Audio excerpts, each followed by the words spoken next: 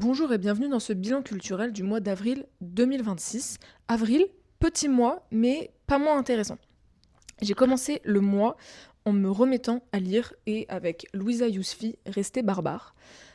C'est un livre dans lequel Louisa Yousfi, elle explore cette notion de barbare et comment est-ce que, d'une certaine manière, les personnes, mais les hommes particulièrement, issus de l'immigration, sont toujours une forme d'autre par rapport aux blancs en Occident. Et comment est-ce que finalement l'histoire coloniale française maintient encore aujourd'hui des espèces de rapports insidieux entre le blanc et l'autre, et comment finalement cette notion de barbare en termes d'identité et d'expression d'identité et de se retrouver en tant que personne et de se connaître et de se savoir peut être une forme de sortie salvatrice d'une certaine manière, et comment est-ce que reconnecter à cette identité barbare, entre guillemets, qu'on nous reproche en tant que personne racisée, peut d'une certaine manière se retrouver assez salvatrice, que ce soit dans la création ou dans la vie de tous les jours, et comment est-ce que cet autre, en fait, très bien, puisqu'on veut créer des barrières, eh bien, créons des barrières et soyons ce qu'on est. Et en fait, elle développe ça dans des rapports culturels, notamment avec des créations, avec la littérature. Elle parle beaucoup de Booba, de PNL, etc. Je pense que j'en parle pas du tout bien, mais moi, ça m'a assez passionnée. Je trouve ça vraiment très intéressant. Je l'ai prêté derrière à une amie et tout, parce que je trouve que ce qu'elle pointe, notamment à l'endroit du rap, à l'endroit de la création musicale, et comment est-ce que un certain nombre de rappeurs sont en tant que personnes publiques. J'ai trouvé ça assez passionnant et je pense que je le relirai parce qu'il a pas mal digéré aussi moi dans mon esprit, et je pense que j'aimerais bien le relire. Voilà, Louisa Yousfi. Ensuite, j'ai vu mon premier spectacle de la compagnie La Cordonnerie, L'affaire Elle expire. La Cordonnerie, c'est une compagnie de théâtre qui en fait, ils font du théâtre, un peu de cinéma et du bruitage surtout. Et en gros, c'est une compagnie qui, dans ses spectacles, met en scène des films qu'elle a faits et qu'elle bruite en direct. Et dans L'affaire Elle expire, il y a deux faces. En fait, il se passe deux spectacles en même temps. Et c'est d'une justesse, mais d'un point de vue technique, c'est-à-dire que dans ce que ça raconte, bon, c'est cool, la narration, enfin l'histoire qui est racontée, ok, pourquoi pas, mais en fait, c'est surtout comment est-ce que, en gros, il y a trois courts-métrages, donc un pour chaque côté, enfin, on en voit un, pendant que l'autre face voit l'autre, ensuite ça inverse, et le dernier, on le voit ensemble. Et en fait, les comédiens et comédiennes, qui sont deux seulement au plateau, font tout le bruitage et le texte de tout le spectacle en direct au plateau, et en fait, ils font des bruitages qui concernent les deux films. En fait, le travail de sonorisation technique, il est exceptionnel. Parce qu'en gros, nous, quand on voit un film, on voit la comédienne qui est en train de bruiter un truc. Et en fait, parfois, on la voit faire des trucs qu'on n'entend pas. Mais parce qu'en fait, c'est l'autre côté qui l'entend, alors même qu'elle s'adresse à nous. Enfin, c'est d'une... Oh, moi, ça m'a vraiment fait exploser. Ça m'a fait péter mon crâne de...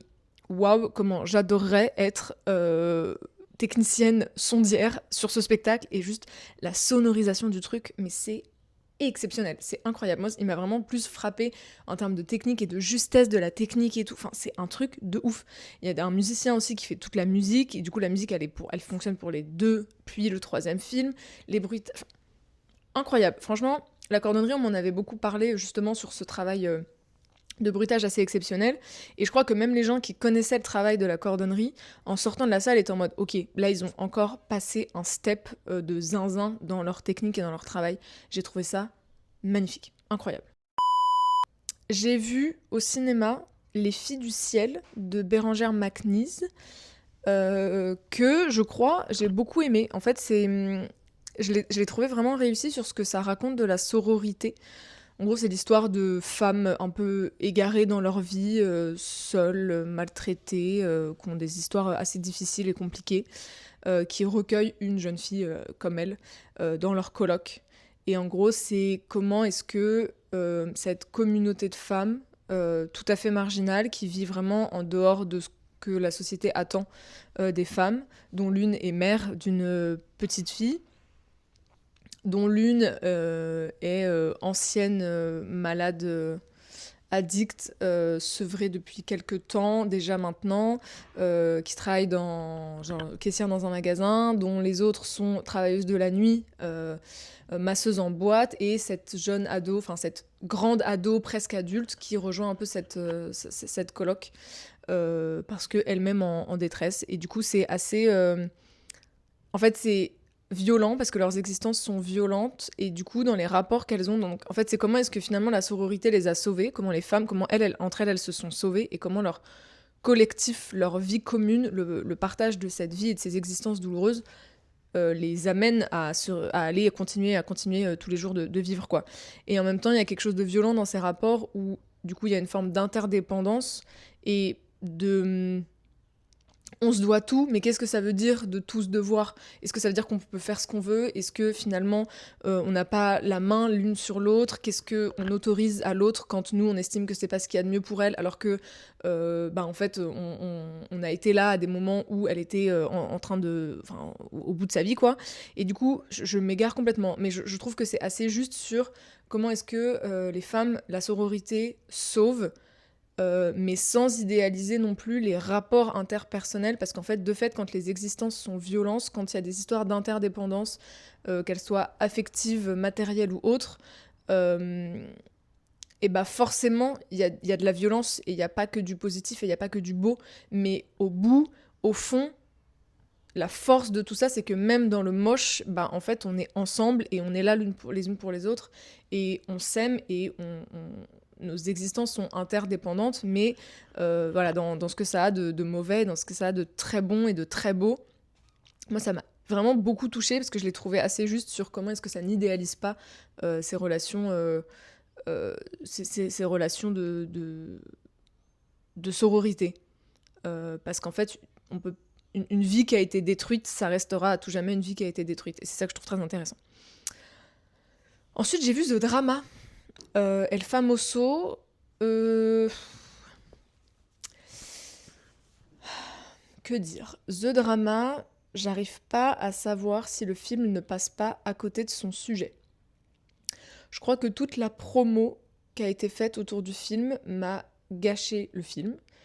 Je trouve que quand on arrive au cœur du drama, en l'occurrence, de ce qu'ils appellent The Drama, au cœur du plot qui est évidemment pas dévoilé dans toute la promo, je trouve que la promo est relativement indécente par rapport au sujet que souhaite traiter le film. Et c'est en ça que, pour moi, le film peut passer à côté de son sujet. Et en même temps, il n'y a pas un sujet. Le sujet du film, c'est comment est-ce qu'on accepte l'inacceptable, qu'est-ce qu'on est prêt à accepter par amour, que ça soit un amour amoureux ou un amour amical.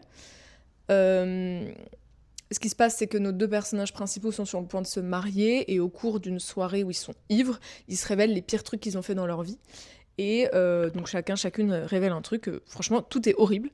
Très honnêtement, dans ce qui a été dit, tout est horrible, mais donc ce que Emma, qui est la future mariée, révèle est particulièrement horrible. Terrifiant. Et là, ça pose un truc genre de ok, qu'est-ce qu'on fait de cette information?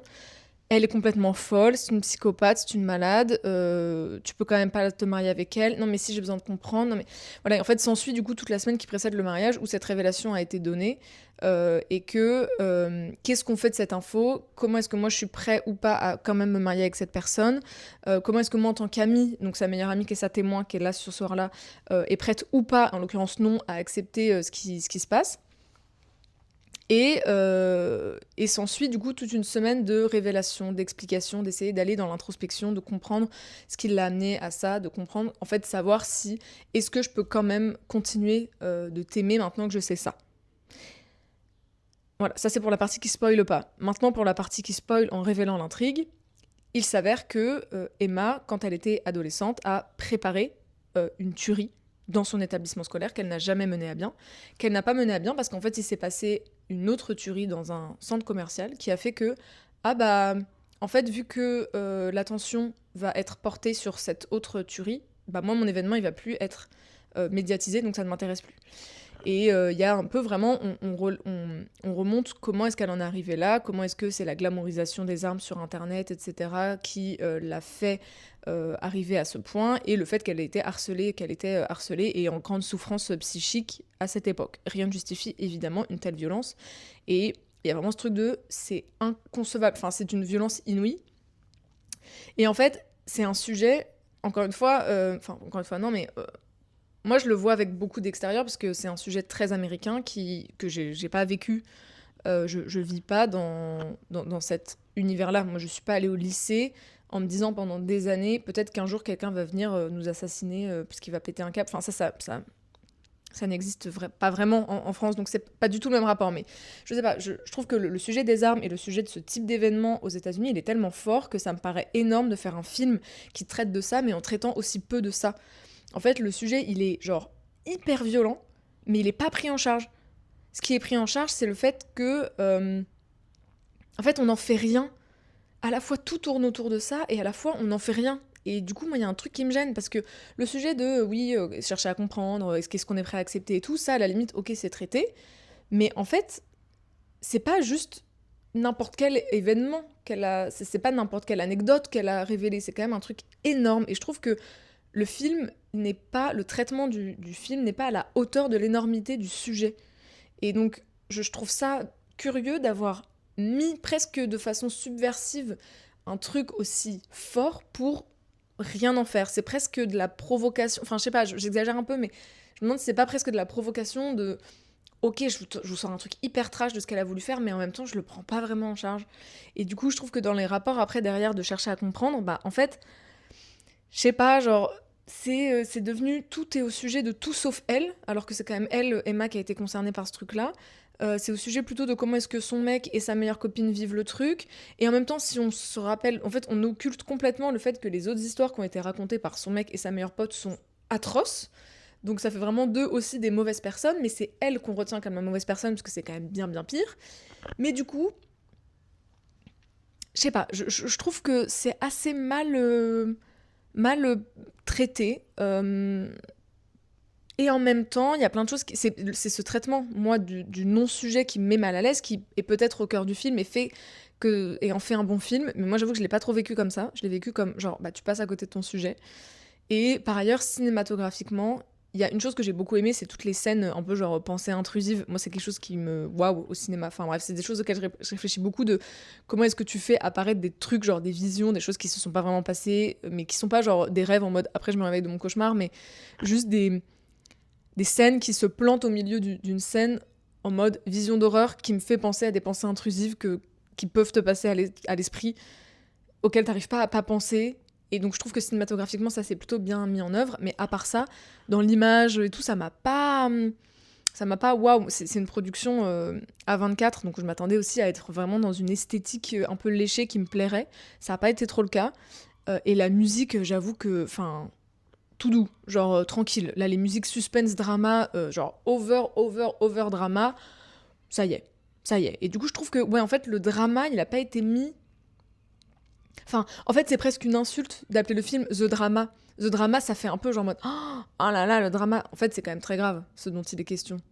Mais du coup, on ne le traite pas avec ce degré de gravité. Mais donc, si à ce moment-là, on considère que ce dont il est question, à savoir cette tuerie de masse qu'Emma s'apprêtait à faire quand elle avait 14 ans, n'est pas tant un sujet que ça, dans ce cas-là, on le traite au même niveau que les anecdotes que les deux autres ont révélées, qui sont horribles. Si on considère que avoir préparé ça, c'est pas si horrible que ça, parce que c'est un peu, moi, je trouve, ce qui est fait du film, bah en fait, dans ce cas-là, traitons les autres anecdotes au même niveau. Et en l'occurrence, c'est pas du tout le cas.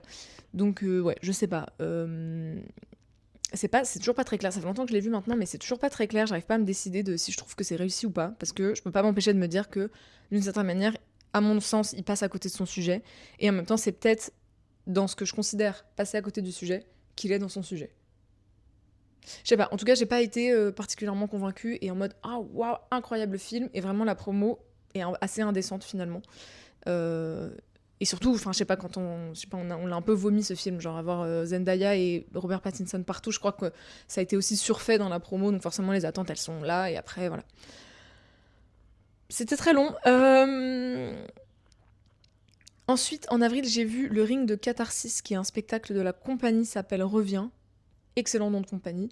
C'est un spectacle de danse et un peu théâtre, mais surtout danse, qui explore les jeux vidéo. Toute la gestuelle, c'est de plus en plus courant en danse contemporaine. On a de plus en plus ces gestuelles, après un peu toute la gestuelle robot qui est apparue, etc. Là, on est vraiment sur la gestuelle jeu vidéo et comment est-ce qu'on met encore, enfin, comment est-ce que dans les corps, on refait un peu ces gestuelles de personnages de jeux vidéo. Et sauf que là, c'est poussé à l'extrême puisque visuellement, c'est exceptionnel. On arrive sur un monochrome gris incroyable où tout est gris. Les rideaux, les pendrillons, le sol, le décor, les corps, les causes, tout est gris. Donc on est vraiment plongé dans un univers, genre visuellement, t'as une espèce de dissonance de waouh, je comprends pas ce que je vois, parce que le monochrome il est incroyable. Il y a une scénographie de malade, où en gros, c'est deux joueurs qui jouent des parties de jeux vidéo. Et qui du coup, en gros, on a deux mecs qui gueulent pendant tout le spectacle. Droite, gauche, arrête, machin, truc, des consignes qu'on donne à des personnages de jeux vidéo.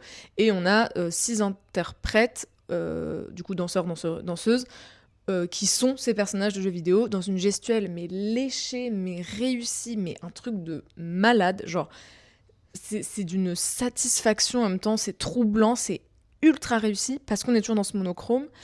Et avec deux autres qui sont un peu les techniciens qui s'occupent de remettre en place les joueurs une fois que les personnages une fois qu'ils sont tués ou fin de partie, etc.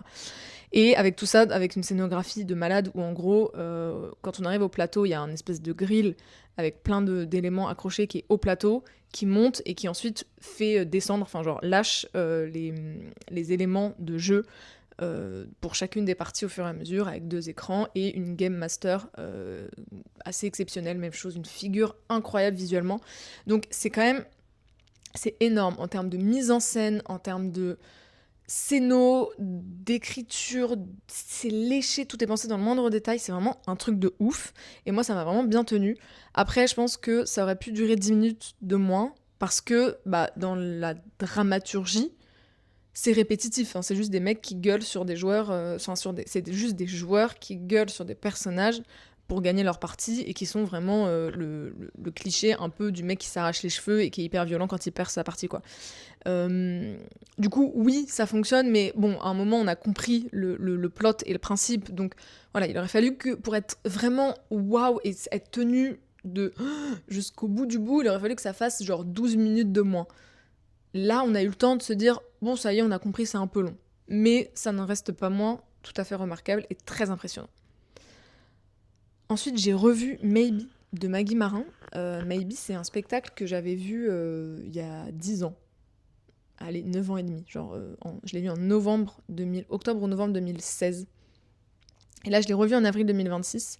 Maybe, c'est un spectacle qui avait bouleversé mon rapport au spectacle vivant, à la danse, et qui a vraiment déterminé que je voulais travailler dans le secteur culturel et œuvrer à faire que la danse existe.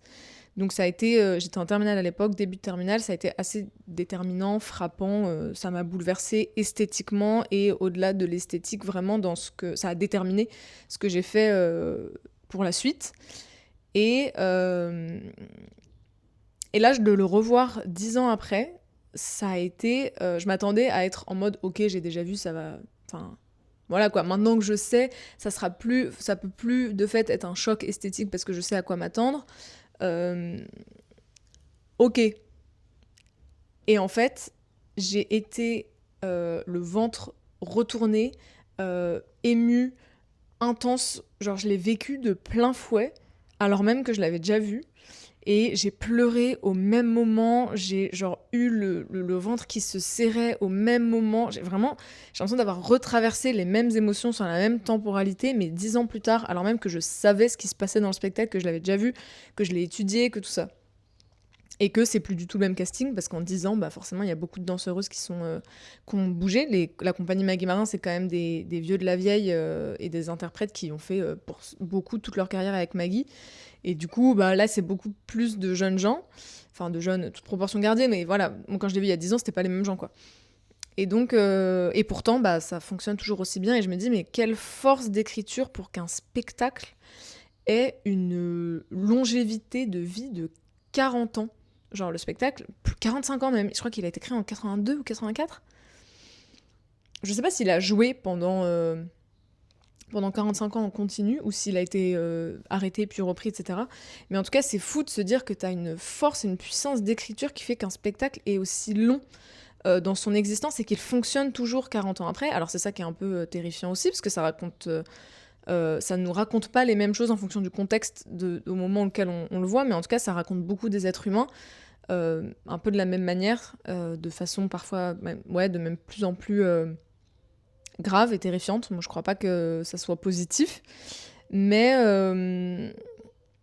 je trouve ça vraiment bluffant. Je trouve ça bluffant, et la salle était comble, comme des oufs, assez incroyable. Et à la fin, ce qui est super avec Maybe, c'est que les interprètes font pas de salut sorti des personnages. C'est-à-dire que jusqu'au bout du salut, c'est vraiment les personnages Maybe qui saluent, qui disent au revoir au public. Et donc là, il y a un danseur qui prend la parole, prend le micro et lit un texte du coup de la compagnie Maggie Marin. Alors Maggie Marin, ça a toujours été une chorégraphe très engagée, qui s'est jamais trop tue sur les choses avec lesquelles elle n'était pas d'accord, qui a toujours été très politiquement engagée. Et donc là, le texte de la compagnie est lu en disant que ce qui se passe dans le monde est grave, que ça soit à l'endroit des massacres qui ont lieu dans différents pays, de cette violence, de toutes ces guerres, mais aussi à l'endroit de la fascisation de nos sociétés, de la précarisation de nos existences, et que en ne soutenant pas toutes les causes, en tout cas en ne prenant pas parti aux côtés des opprimés, aux côtés des gens en lutte, le secteur culturel, que ça soit les lieux, les compagnies, les festivals, etc., se rend complice de tout ce qui se passe. Où là, on est arrivé à un stade où le silence nous rend complices, et que de ne pas dire explicitement, publiquement, que ce qui se passe est grave, c'est se rendre complice de tout ce qui se passe. Et j'ai trouvé ça assez puissant, parce que forcément, ça vient après Maybe, qu'on se prend déjà en pleine face. Donc il y a quelque chose d'ultra fort. Et je crois que moi, à titre personnel, j'avais aussi besoin d'entendre ce truc de... En fait, il n'y a rien de compliqué. Il n'y a rien de compliqué. Juste, si tu te tais, tu es complice. Et non pas en tant que... Enfin, c'est le cas pour les individus, mais vraiment à l'endroit de... Elle le pensait à l'endroit du secteur culturel, des interprètes, des artistes, des compagnies, des lieux, des festivals, etc. Alors j'ai conscience que Maggie Marin peut se le permettre et que d'autres ne peuvent pas se le permettre, entre guillemets. Et encore une fois, en fait, si, c'est pas si compliqué. Et moi, je suis beaucoup en questionnement sur pas mal de choses, justement, par rapport à ce secteur, à ce métier, etc. Et du coup, c'est fou que ça arrive, de le revoir, ça arrive maintenant, 10 ans après que ce spectacle ait déterminé ce que je ferais pour le restant de ma vie. C'est comme ça que je le vivais à l'époque, c'est pas comme ça que je le vis aujourd'hui, évidemment, mais terminale, choisissant mes études, je suis en mode, que vais-je faire pour toutes les années qui me restent à vivre ? Bon, toute proportion gardée. Et je trouve ça fou que 10 ans après, alors que moi je suis en plein questionnement sur justement ce que je vais faire maintenant, à nouveau sur ce que je vais faire de ma vie, et sur ce secteur, et sur tout ce qui se passe, etc. J'ai trouvé ça fou que, le spectacle me touche avec autant de force, et que deux, ce texte, de ce truc que j'avais besoin d'entendre, arrive juste après, et j'étais en mode... Ah ouais, je crois qu'il y a peut-être pas de hasard avec Maybe, en fait. Enfin, je sais pas, j'ai trouvé ça... Je l'ai vécu presque de façon genre ultra intense, spirituelle, en mode waouh, c'est incroyable ce qui se passe, et en même temps, c'était assez fou. Voilà pour Maybe de Maggie Marin. Ensuite, j'ai lu Le problème avec les fantômes, qui est la dernière BD, peut-être plus maintenant, de Myrion Mal. Page 2, j'étais en sanglots. C'était super, mais c'était très très dur. C'est une histoire de deuil, et de comment est-ce que on s'autorise ou pas à faire le deuil, comment est-ce qu'on nous autorise à faire le deuil de personnes dont on a été plus ou moins proche dans nos vies entières, sur les dernières années de la vie, avant le drame, etc. C'est un groupe d'amis qui a perdu un ami, et l'une d'entre elles dit à ses potes « Oh, mais vous savez que machin, c'est mon fantôme, genre, je l'ai vu ». Et c'est tout ce que ça évoque pour cette personne qui vit avec ce fantôme, et pour toutes les autres qui sont en mode mais ça va pas ou quoi de nous dire des trucs comme ça. Enfin bref, c'est assez intense. Et comment est-ce que finalement le pouvoir de l'amitié, ok Naruto, mais comment justement la force de cette amitié, de cette sororité dans le deuil est aussi ressource, et comment est-ce qu'on vit le deuil en fait. Voilà, c'était très intense, mais c'était très bien. J'adore Myrion Mal. C'est toujours très intense et très triste, ces BD, mais c'est toujours très bien fait. Ensuite, j'ai vu Titane de Julia Ducournau en 2026. J'aimerais bien voir toutes les palmes d'or jusqu'à 1994, je crois. C'était Pulp Fiction, je crois, en 94. C'est pour ça que j'étais remontée jusqu'à 94. 13, 14, je sais plus. Bref, donc j'ai regardé Titane. Ouais, non. Euh, L'esthétique, j'ai adoré parce que l'esthétique Julia Ducournau, body horror et tout, j'ai trouvé ça très réussi, la lumière, tout ça, ok. Au début, l'histoire, j'étais en mode ok, ça me plaît. Et puis à partir du moment où il y a le twist de changement d'identité là, j'étais en mode on va où? On va où? J'ai pas trop accroché, je crois. J'ai pas trop accroché à l'histoire en fait. J'ai accroché à l'esthétique, mais pas trop à l'histoire. J'étais un peu en mode ouais, non, je sais pas, on va où? Je suis pas. C'est pas inintéressant dans ce que ça raconte des relations interpersonnelles, de ce père qui n'arrive pas à faire le deuil de son fils, qui est prêt à se raccrocher à tout pour se donner l'impression, le sentiment de d'avoir retrouvé son enfant disparu il y a bien des années, mais ouais, non. Non, mais je suis dégoûtée parce que je pensais vraiment que j'adorerais ce film, et du coup j'étais un peu genre, on va où là? Qu'est-ce qu'elle nous raque? Pas convaincue. Voilà, pour le mois d'avril, j'ai visité la maison et les jardins de Claude Monet à Giverny pour la première fois après 26 ans d'existence. C'est super, c'est mimi, c'est sympa, mais c'est ultra surfait parce que c'est quand même minuscule. Et j'ai fini le mois d'avril et débuté le mois de mai à Milan. Donc j'ai visité le Duomo de Milan et les terrasses notamment du Duomo, qui sont une expérience absolument remarquable. Un, c'est magnifique. Deux, c'est quand même incroyable d'avoir accès de si près à l'architecture du toit de cette cathédrale. Genre, on est littéralement sur les toits. Et du coup, c'est vraiment des trucs où les mecs, quand ils les ont faits, tu vois, ils se sont mis un soin énormissime à des trucs que personne ne voit jamais, parce que c'est le toit et que le bâtiment est gigantesque. Donc personne ne voit la gargouille que t'as mis sur le 4e poteau de piloris de que sais-je du toit du Duomo. Et ben en fait, si. Parce qu'à Milan, les terrasses du Duomo, elles sont ouvertes au public. Bon, alors tu payes, hein, évidemment, mais je sais pas, je trouve ça assez incroyable. J'ai l'impression que c'est pas des choses auxquelles on a régulièrement accès.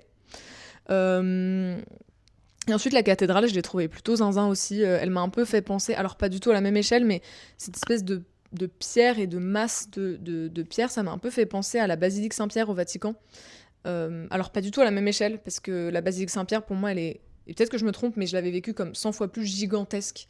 Et quand j'étais dedans, j'avais vraiment le sentiment d'être minuscule par rapport à la hauteur. Et là, ça m'a moins fait ça au Duomo. Mais je sais pas, ça m'a quand même donné un sentiment similaire de j'entends ce que les gens ont voulu faire en créant une maison de Dieu qui écrase. Genre un peu en mode, genre leur Dieu est tellement gigantesque et énorme que t'as un truc un peu genre où tu te sens écrasé. Alors après, je sais pas si c'est le but de la religion que de se sentir écrasé par ta divinité, mais je sais pas, j'ai trouvé qu'il y a un truc un peu genre assez impressionnant que j'ai trouvé plutôt super. Voilà, et c'est magnifique, la pierre est trop belle, c'est du marbre, je pense, un peu genre rose corail comme ça là, magnifique, magnifique, magnifique. Voilà. Milan n'est pas particulièrement magnifique comme ville, même si moi j'adore les architectures qui ne font aucun sens et où il n'y a pas vraiment de préservation du patrimoine, enfin en tout cas pas du tout comme chez nous ou à Paris, bah Haussmann ça sera toujours Haussmann. Là t'as des trucs genre t'as des hyper vieux bâtiments à côté de trucs hyper modernes, c'est moche mais je trouve ça super. Mais donc c'est pas une ville que j'ai trouvé particulièrement jolie, bien qu'elle m'ait plu, mais le Duomo, incroyable. Incroyable. Et voilà pour le mois d'avril 2026 qui s'est donc terminé en Italie.